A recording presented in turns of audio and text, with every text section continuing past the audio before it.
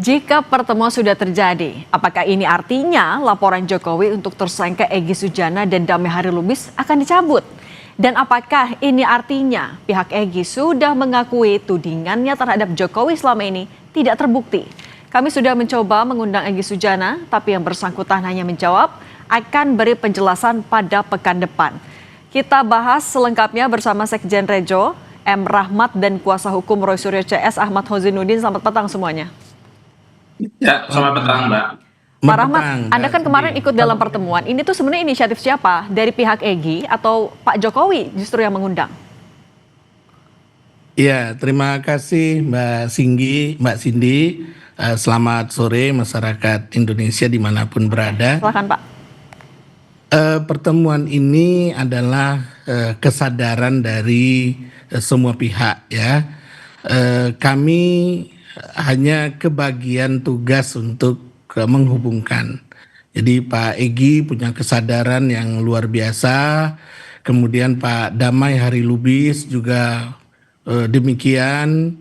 Lalu Bapak Jokowi, Presiden RI yang ke-7 juga membuka pintu rumah beliau dengan selebar-lebarnya. Tapi Pak Rahmat, tapi awal mulai dari pihak Egy dan Pak Damai bisa berkomunikasi dengan Rejo tuh gimana?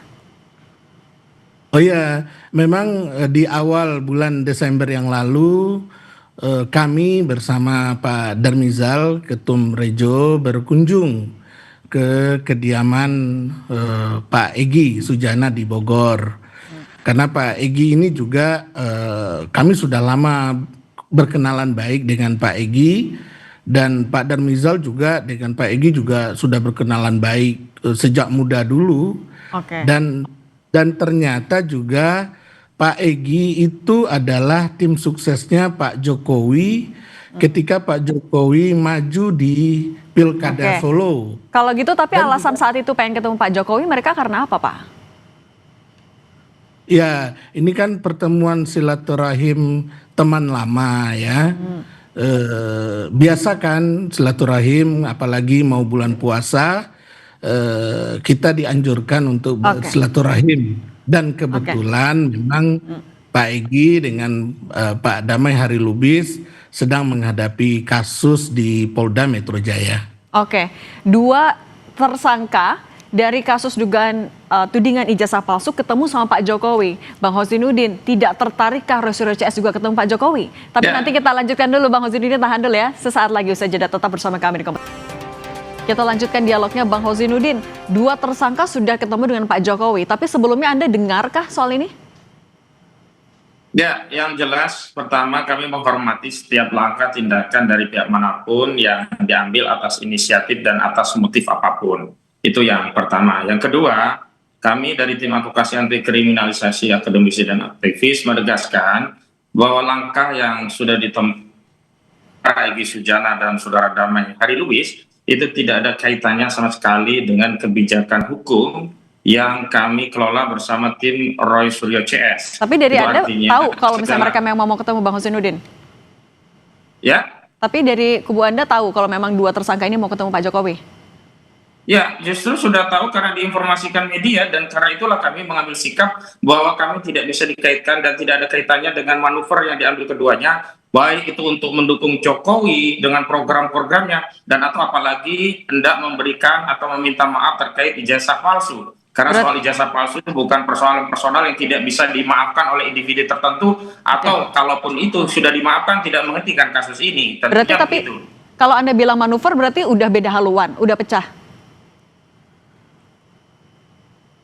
Bang Hozinuddin?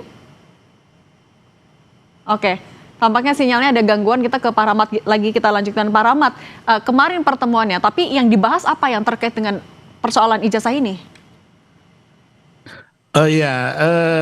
Memang yang dibahas bukan hanya soal ijazah, ada 4 hal yang dibahas. Ya, kami memahami setiap kali di persidangan. Jadi saya kira itu adalah pertemuan yang mengkonfirmasi ketakutan kubu Joko Widodo untuk kasus ini bergulir di persidangan, sehingga bermanuver mencoba mencari pihak-pihak yang bisa diajak untuk berkompromi dengan bridging kebangsaan dan seterusnya, walaupun belum masuk kepada soalan ijazah palsu karena mereka tentu saja akan cek ombak. Tapi kami tegaskan, apapun komitmen antara Egy Sujana dan Damai Harilubis dengan Joko Widodo itu sama sekali tidak mengikat dengan apa yang ditempuh oleh klien kami Roy Suryo, terutama setelah ditunjukkan ijazah pada gelar perkara khusus. Klien kami makin meyakini bahwa ijazah tersebut bermasalah, sehingga prosesnya memang harus disetuntaskan melalui proses persidangan, dan Oke. perdamaian apapun dalam kasus ini tidak mengikat begitu. Oke, Pak Rahmat, tapi seperti yang disebutkan ada kompromi ketika pertemuan kemarin. Tepatnya bukan kompromi ya, tetapi pertemuan silaturahim, dan kemudian dari Pak Damai Harilubis menyampaikan maksud kedatangan, lalu Itu. menyampaikan permohonan maaf ke Pak Jokowi, dan kemudian Pak Jokowi juga merespon itu dengan sangat negarawan, menerima permohonan maaf, memberikan maaf gitu ya, dan berharap kasus yang dihadapi Pak Damai Lubis dan Pak Egy Sujana di Polda Metro Jaya itu bisa dihentikan. Tentu Oh, artinya akan mencabut, Pak Jokowi akan mencabut laporan. ya, tentu kewenangannya ada di Polda Metro Jaya. Tapi kalau dalam pertemuan kemarin, tapi Pak Egy dan Pak Damai artinya mengakui kalau itu memang ijazah asli Pak Jokowi. Iya, Polda Metro Jaya sudah membuat konferensi pers dan udah menggelar ya bahwa ijazah Pak Jokowi itu asli. Oke, tapi kalau dari Pak Saya Egy kira dan ini yang keliru. Jadi konferensi pers dari Polda itu bukan keputusan hukum, dan saat ini status quo tentang ijazah itu harus menunggu keputusan pengadilan, bahkan keputusan pengadilan itu harus berkekuatan hukum tetap. Artinya framing tentang rilis dari Polda itu asli, termasuk pengakuan salah dan minta maaf dari saudara Damai Harilubis, itu tidaklah bisa dijadikan sandaran legitimasi bahwa ijazah saudara Joko Widodo itu asli. Dan justru saya curiga, bagaimana mungkin orang meminta maaf tanpa kesalahan? Itu artinya seolah-olah ada framing bahwa ijazah palsu itu sebuah kesalahan, sehingga ada permintaan maaf dari orang yang sebelumnya menyatakan ijazah itu palsu begitu. Tapi bagi kami tidak mengapa dan tidak soal, karena apa yang dilakukan oleh saudara Egy Sujana maupun Damai Harilubis itu sama sekali tidak bernilai, karena kasus ini sedang bergulir di persidangan. Yang mengikat bagi publik, bagi seluruh rakyat adalah apa yang akan diputuskan oleh pengadilan, bukan statement saudara Joko Widodo, dan termasuk framing yang dibangun saudara Joko Widodo seolah-olah akan memaafkan urusan personal, proses hukum jalan terus, yang seolah-olah ijazah itu sudah dibuktikan asli, padahal hanya ditunjukkan. Dan setelah ditunjukkan, klien kami makin yakin bahwa ijazah itu bermasalah, dan justru karena ijazah itu bermasalah, maka klien kami punya kepercayaan diri untuk dibawa ke persidangan dan dapat membuktikannya melalui proses persidangan. Dan dibuktikan dalam sebuah proses persidangan yang terbuka untuk umum bahwa ijazah saudara Joko Widodo memang benar-benar bersalah. Artinya kalau minta maaf, harusnya yang meminta maaf itu adalah saudara Joko Widodo, dan bukan kepada Roy Suryo, tapi kepada seluruh rakyat Indonesia, karena pertama telah membuat gaduh soal ijazahnya hingga 4 tahun lebih. Yang kedua, apalagi kalau nanti terbukti bahwa ijazah itu palsu, maka saudara Joko Widodo harus bertanggung jawab bukan atas permasalahan pemalsuan dokumen saja, tetapi atas seluruh kebohongan dan kebijakannya yang dibangun di atas asas kebohongan atas ijazahnya. Oke, saya minta pendapat Pak Rahmat kalau gitu. Pak Rahmat, masih ada tersangka lain juga dalam kasus yang sama. Anda akan membangun komunikasi juga kah misalnya dengan Roy Suryo CS? Ya, Pak Jokowi kan membuka ruang ya, kecuali untuk 3 orang itu membuka ruang untuk minta maaf. Nah, bila sahabat-sahabat yang lain berkenan untuk difasilitasi, ya kami siap untuk mempertemukan dengan Bapak Joko Widodo di Solo. Nah, terkait keterangan kuasa hukum tadi, ada anekdot yang ingin saya sampaikan, Mbak Cindy. Saya tamatan Trisakti, ijazah saya dikeluarkan Trisakti, dan Trisakti mengakui ijazah saya asli. Saya nggak perlu bukti pengadilan kan untuk membuktikan bahwa ijazah saya asli. Lalu kenapa ijazah Pak Jokowi harus bukti pengadilan? Ya itu aja, ya kan? Dan ketika kampus mengatakan itu asli, polisi mengatakan asli, ya selesai. Kenapa harus berbeda dengan ijazah saya yang nggak perlu bukti pengadilan gitu loh. Oke, tapi berarti artinya kalau dari Rejo sendiri akan membuka komunikasi kah juga mencoba kepada kubu Roy Suryo CS? Kalau ke kubu Roy Suryo CS yang bertiga itu, Pak Jokowi sudah menegaskan tiada maaf ya. Proses hukum tetap jalan untuk yang bertiga. Tapi yang klaster 1 Bapak menyampaikan kepada kami apabila berkenan juga berkunjung silaturahim ke Bapak ke Solo, ya kami siap memfasilitasi. Oke, artinya tapi akan ada, kalau untuk beberapa tersangka yang lainnya juga akan reach out duluan? Selain yang Belum tiga itu? tahu. Oke.